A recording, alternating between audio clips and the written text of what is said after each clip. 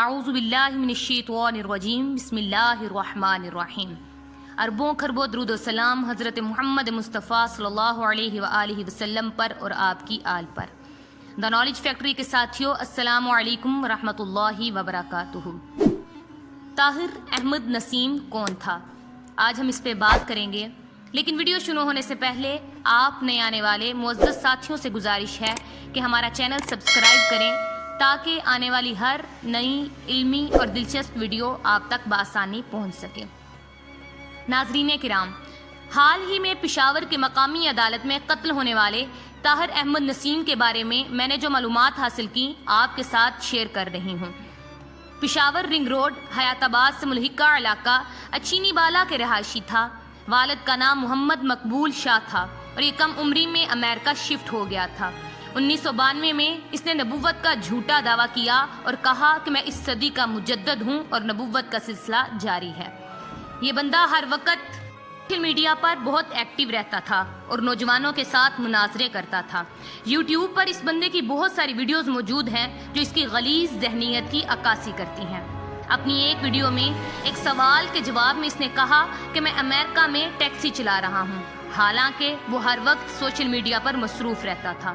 اسی سے اندازہ ہوتا ہے کہ اس کو باقاعدہ فنڈنگ ہوتی تھی، اس لیے تو بیوی بچوں سمیت امریکہ میں رہ رہا تھا۔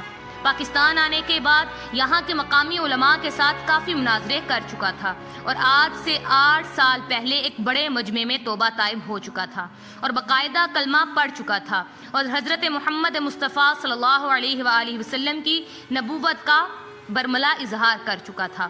اس لیے اس کے اپنے ہی رشتہ داروں میں سے ایک لڑکی کے ساتھ اس کا رشتہ ہو گیا، لیکن شادی کے بعد اپنی بیوی سے کہا کہ مجھ پر ایمان لے آؤ، میں نبی ہوں۔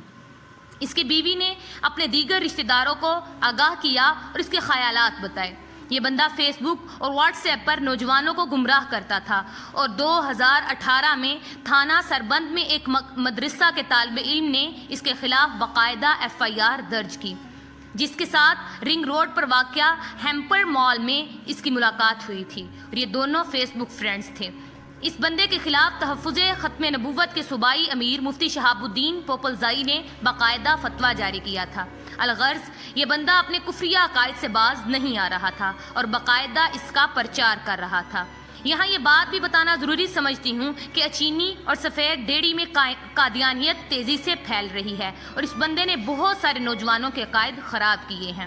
آج کے واقعے سے ایک بات پوری دنیا پر عیاں ہو گئی ہے کہ مسلمان چاہے کتنا ہی کمزور عقیدے والا ہو اور کتنا ہی گناہگار کیوں نہ ہو، لیکن اپنے پیارے آقا صلی اللہ علیہ وآلہ وسلم کی شان میں گستاخی قطعاً برداشت نہیں کر سکتا۔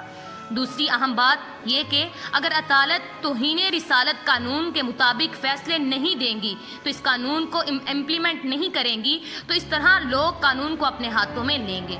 اور تیسری اہم بات، لفظ ختم نبوت خاتم النبیین پر لڑکھڑاتی زبان والوں کو بھی ذہن نشین کر لینا چاہیے کہ پاکستان کی 22 کروڑ عوام ناموس رسالت پر تن من دھن قربان کرنے کو تیار ہیں۔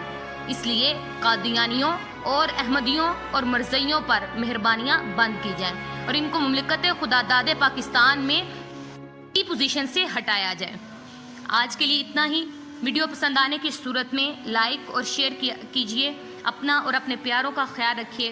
پھر ملیں گے ایک نئی علمی اور دلچسپ ویڈیو کے ساتھ، تب تک السلام علیکم ورحمۃ اللہ وبرکاتہ۔